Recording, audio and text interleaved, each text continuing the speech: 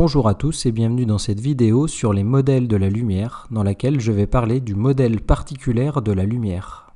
À la fin du 19e siècle, le modèle ondulatoire de la lumière est le modèle en vigueur permettant d'expliquer toutes les caractéristiques de la lumière. Il n'y reste que quelques expériences qui ne sont pas explicables avec ce modèle. Ce sont les expériences en lien avec le rayonnement du corps noir et l'effet photоélectrique, et nous allons voir que ces deux expériences vont remettre en cause ce modèle. Un corps noir est un objet qui va absorber tous les rayonnements électromagnétiques incidents, c'est pour ça que nous le voyons donc noir.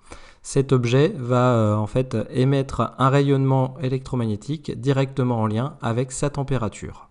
Il est en général représenté donc par une enceinte quasiment fermée noire qui a une température T donnée. Et cet objet émet un rayonnement ici, donc de la lumière ou rayonnement électromagnétique, qui est ensuite analysé, ou dans lequel on représente en fait l'intensité en fonction de la longueur d'onde. Nous obtenons donc l'allure suivante. Cette courbe était inexplicable à partir donc du modèle ondulatoire de la lumière. Deux tentatives d'explication. Ce que l'on appelle la loi de Rayleigh-Jeans permettait d'expliquer pour les grandes longueurs d'onde globalement l'allure de la courbe. Un autre modèle, le modèle de la loi de Stefan Boltzmann, permet d'expliquer pour les petites longueurs d'onde, mais il n'y avait pas accord entre ces deux modèles. Et la loi de Rayleigh-Jeans pour les petites longueurs d'onde tend vers l'infini. Et donc, comme il y avait donc une intensité infinie pour les petites longueurs d'onde, ce phénomène est connu sous le nom de catastrophe ultraviolette, c'est-à-dire pour les petites longueurs d'onde.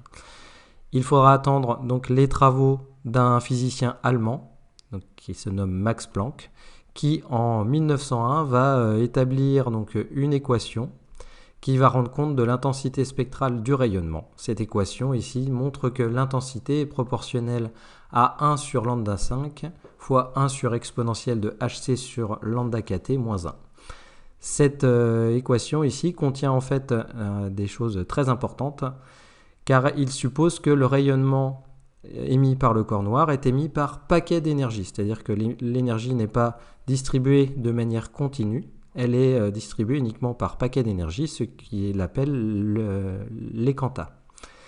Et cela constitue donc ce que l'on appelle la quantification de l'énergie du rayonnement, qui est en fait un des prémices de la naissance de la physique quantique. Le deuxième phénomène inexplicable par le modèle ondulatoire de la lumière est l'effet photoélectrique. Donc, je vous présente la manipulation. Donc, on considère une enceinte dans laquelle on fait le vide, qui contient une cathode et une anode. Cette cathode et cette anode sont reliées par un circuit électrique extérieur avec un générateur et un ampèremètre. Et donc, on envoie de la lumière sur la cathode. Tout d'abord, si la lumière est envoyée est une lumière rouge, on n'obtient rien sur l'ampèremètre, le courant est toujours nul. Si la lumière donc, a sa longueur d'onde qui diminue, donc si l'on passe au rouge, on a toujours une intensité nulle, il ne se passe toujours rien dans le circuit.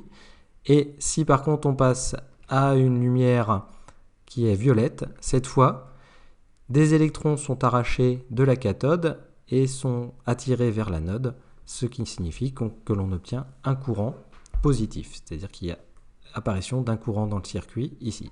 Uniquement pour une lumière violette, ça ne marche pas pour une lumière verte et pour une lumière rouge.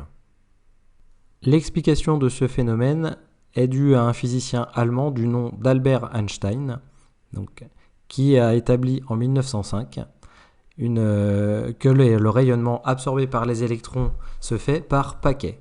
Il reprend en fait l'idée de Max Planck. Et ce rayonnement, là encore, porte le nom de quanta, donc par paquet, quanta qui signifie un petit paquet. Et donc il imagine que la lumière est constituée de grains qui seront ensuite appelés photons. Et ces photons possèdent une énergie E qui est égale à h fois nu, nu étant la fréquence donc, de la lumière et h une constante que l'on nomme constante de Planck. Ces deux expériences sont donc à l'origine de ce que l'on appelle le modèle particulaire de la lumière, qui considère la lumière non plus comme une onde, mais comme des particules possédant une énergie donnée.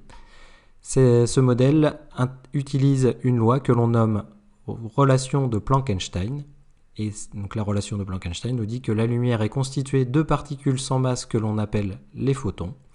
Chaque photon va pouvoir transporter un quantum d'énergie E tel que E égale h nu ou E égale hc sur lambda en remplaçant nu par la relation vue dans le cas du modèle ondulatoire de la lumière.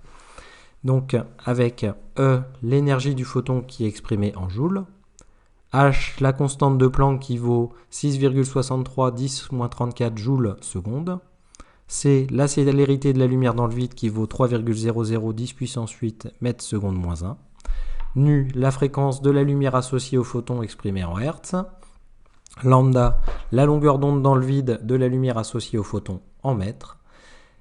Et enfin, une chose importante, c'est que en général, quand on utilise des phénomènes ici, les énergies qui vont être utilisées, qui sont au niveau subatomique, ne sont pas exprimées en joules, mais en électronvolts. Et 1 électronvolt, ici, vaut 1,6 10-19 joules. Voyons maintenant un exemple d'utilisation de la relation ou loi de Planck-Einstein. Donc, je vais utiliser l'énergie de première ionisation que l'on note EI, qui en fait correspond à l'énergie nécessaire pour libérer un électron d'un atome et former un ion monoatomique X+. Je vais prendre le cas du zinc, qui a une énergie d'ionisation de 9,394 électronvolts, et je vais chercher à déterminer le rayonnement associé à cette énergie. Donc, j'utilise la loi de Planck-Einstein qui fait intervenir la longueur d'onde. EI est égal à hc sur lambda i. Je cherche donc à déterminer lambda i, la longueur d'onde du rayonnement. Je modifie ma formule. J'ai donc lambda i qui est égal à hc sur EI. Il va falloir que je convertisse EI d'électronvolts à joules. Je sais qu'un électronvolt est égal à 1,60 10-19 joules.